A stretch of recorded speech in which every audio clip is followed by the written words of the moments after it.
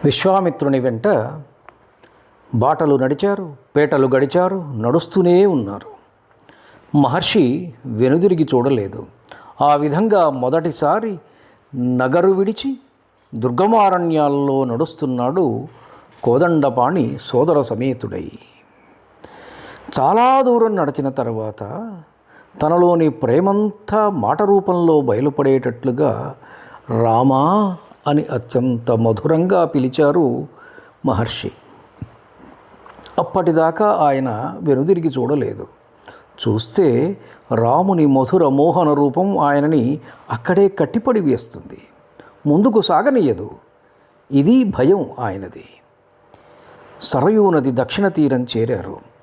ఆ నది ఒడ్డున కాసేపు ఆగి, నాయనలారా ఆచమనం చేయండి, మీకు కొన్ని మంత్రములను, బల అతిబల అనే విద్యలను ఉపదేశిస్తాను, స్వీకరించండి. ఈ విద్యలు ఎటువంటివి అంటే, ఇవి తెలుసుకున్న తర్వాత రామా, నీకు శ్రమ కానీ, జ్వరము కానీ, రూపంలో మార్పు కానీ సంభవించదు. నీవు నిద్రపోయినప్పుడు కానీ, ఏమరుపాటుగా ఉన్నప్పటికీ కూడా రాక్షసులు నిన్నేమీ చేయజాలరు. రామా, బాహుబలంలో నీతో సమానుడు 3 లోకములలో ఎవడునూ లేడు, ఇక ముందు ఉండడు. సౌందర్యము, సామర్థ్యము, జ్ఞానము, బుద్ధి నైశత్యములలో నీతో సరిసమానుడు ఈ లోకములో ఉండడు. ఈ విద్యలు బ్రహ్మదేవుని పుత్రికలు. అంత శ్రీరాముడు శుచియై శుద్ధాంతరంగుడై ఆ మహర్షి నుండి విద్యలను ఆనందంగా స్వీకరించాడు. తెలతెలవారుతున్నది. తూర్పు దిక్కు అప్పుడే విచ్చుకుంటూ ఉన్నది. గడ్డి పక్క పైన పట్టు పరుపుల మీద పడుకున్నంత హాయిగా రామలక్ష్మణులు నిదురిస్తూ ఉన్నారు. వారి ముఖాలను కనురెప్పవాల్చకుండా తనివితీరా చూస్తూ ఉన్నారు మహర్షి. రాముని ముఖపద్మంలోని సౌందర్యము అనే మధువును గ్రోలే తుమ్మెదలా ఉన్నారాయన. ఆయన రాముడికి మేలుకొలుపు పాడుతున్నాడు. రామా, నిదురలే అని. కౌసల్యా సుప్రజా రామ పూర్వా సంధ్యా ప్రవర్తతే, ఉత్తిష్ఠ నరశార్దూల, కర్తవ్యం దైవమాహ్నికం. కౌసల్యా సుప్రజ, కౌసల్య యొక్క ఉత్తమ సంతానమైన రామ, ఓ రామా, పూర్వాసంధ్యా ప్రవర్తతే, తూర్పు దిక్కున తెలవారబోతున్నది. ఉత్తిష్ఠ, లెమ్ము, నరశార్దూల, మానవులలో శ్రేష్టమైన వాడా, కర్తవ్యం దైవమాహ్నికం, ప్రతిదినము చేయవలసిన పనులు చేయవలసి ఉన్నది. రామలక్ష్మణులు సంధ్యావందనాది కార్యక్రమాలన్నీ చక్కగా ఆచరించి మరల ముని వెంట బయలుదేరినారు. అలా నడచి నడచి సరయూ గంగా నదుల సంగమ ప్రదేశం చేరినారు. అక్కడ వేల సంవత్సరాల నుండి తపస్సు చేస్తున్న ఎంతోమంది ఋషీశ్వరులు అగుపించారు. ఆ ప్రదేశాన్ని అంతటినీ ఆసక్తిగా చూశారు రామలక్ష్మణులు. అక్కడ ఒక ఆశ్రమం చూశారు. అది చూడగానే వారి మనస్సులో ఏదో తెలియని ఆనందం ప్రవేశించింది. కుతూహలంతో మహర్షిని ప్రశ్నించారు. మహర్షి, ఈ ఆశ్రమము ఎవరిది అని. అందుకు మహర్షి బదులిస్తూ, ఇక్కడ పూర్వము పరమశివుడు తపమాచరించేవాడు. ఆయనకు అప్పుడే వివాహం జరిగింది. శివుడంతటి వాడు వివాహం చేసుకోవడంతో అది నా వల్లనే జరిగింది అని అహంకరించాడు మన్మధుడు. అప్పుడు మన్మధుడికి శరీరం ఉండేది. శివుడు అతడి అహంకారాన్ని చూసి హుంకరించాడు. 3వ కన్ను తెరచి మన్మధుని చూశాడు. అప్పుడు మన్మధుడి శరీరంలోని ఒక్కొక్క అంగము కాల్చివేయబడింది. మన్మధుడు దేహము విడిచిన ప్రదేశము కాబట్టి అంగదేశము అని పేరు వచ్చింది. పరమ పావనమైన ఈ ప్రదేశంలో ఈ రాత్రికి ఇక్కడే విశ్రమిద్దాం, రేపు తెల్లవారగానే గంగను దాటుదాం అని గంగా స్నానం చేసి శుచిగా ఆశ్రమంలో ప్రవేశించారు వారు. రాముణ్ణి వెంట పెట్టుకొని విశ్వామిత్రుడు వచ్చాడని తెలిసి ఆశ్రమంలోని మునులందరూ సంతోషంతో పులకరించిపోయారు. వారికి తగు విధంగా సత్కారాలు చేసి అక్కడ వారు విశ్రమించడానికి కావలసిన ఏర్పాట్లు చేశారు. ఆ రాత్రి అంతా రాజకుమారులకు మనోహరమైన కథలు చెబుతూ ఆనందింపజేశారు మహర్షి. తెల్లవారగానే స్నాన సంధ్యాదులు పూర్తి చేసుకుని ఆశ్రమవాసులు ఏర్పాటు చేసిన నావ మీద గంగానది దాటుతున్నారు. గంగ మధ్యలోకి రావడంతోనే నీరు బ్రద్దలవుతున్నట్లుగా గొప్ప గొప్ప శబ్దం వినిపించింది. అదేమిటి అని ప్రశ్నించాడు రామచంద్రుడు కుతూహలంతో. అప్పుడు మహర్షి ఇలా చెప్పారు. పూర్వం తన మనస్సులో జనించిన సంకల్పంతో బ్రహ్మదేవుడు కైలాస పర్వత ప్రాంతంలో ఒక సరస్సు నిర్మించాడు. ఆయన మనస్సంకల్పం నుండి పుట్టినది కాబట్టి దానికి మానస సరోవరము అని పేరు. అక్కడ నుండి సరయూ నది జన్మించింది. సరస్సు నుండి ప్రవహిస్తున్నది కావున సరయూ అని పేరు వచ్చింది. ఆ సరయూ నది గొప్ప తరంగాలతో గంగా ప్రవేశం చేస్తున్నది. అప్పుడు పుట్టే జలఘోషణే నీవు వింటున్నది అని చెప్పారు మహర్షి. గంగ దాటగానే ఏమాత్రము మానవ సంచారం లేని భయంకరమైన ఒక అడవిలో ప్రవేశించారు వారు. ఆ భయంకరమైన దుర్గమమైన అడవిని చూసి రాముడు విస్మయంతో మహర్షిని ప్రశ్నించాడు. ఆ అడవిలో కాలు పెట్టే సందు లేనంతగా అల్లుకొనిపోయి ఉన్నాయి వృక్షాలు, లతలు.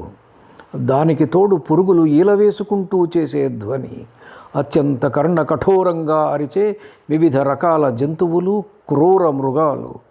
సామాన్యుడి గుండె జలధరించేటట్లుగా ఉన్నది ఆ వనము. మహర్షిని కుతూహలంతో అడిగాడు రాముడు, ఏమిటిది, ఈ విధంగా ఎందుకున్నది అని. రామా, పూర్వము ఇది 2 దేశముల సముదాయము. అవి ఒకటి మలదము, 2 కరోషము. ఈ 2 దేశాల ప్రజలు సుఖశాంతులతో ధనధాన్య సమృద్ధితో హాయిగా జీవనం సాగించేవారు. మహర్షి, ఈ దేశాల పేర్లు ఇలా వింతగా ఉన్నవేమిటి? మలదము, కరుషమా?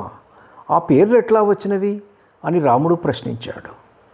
రామ, పూర్వము వృత్రాసుర వధ అయిన పిదప ఇంద్రుడికి బ్రహ్మహత్య పాతకము చుట్టుకున్నది. అతనిని తీవ్రమైన ఆకలి బాధించింది. శరీరమంతా మలినమై అసహ్యకరంగా మారిపోయాడు. అప్పుడు సకల ముని సంఘాలు, దేవతలు ఆయన శరీర మలాన్ని కడిగివేసి తొలగించారు. అదేవిధంగా ఆకలిని అనగా కారుషాన్ని కూడా తొలగించారు. అతని మలాన్ని, ఆకలిని స్వీకరించిన భూమి ఇది కావున మలాదము, కరుషము అని పేర్లు ఈ ప్రాంతానికి. దేవేంద్రుడు సంతోషంతో ఈ ప్రాంత ప్రజలు సుఖంగా ఉండేటట్లు వరమిచ్చాడు.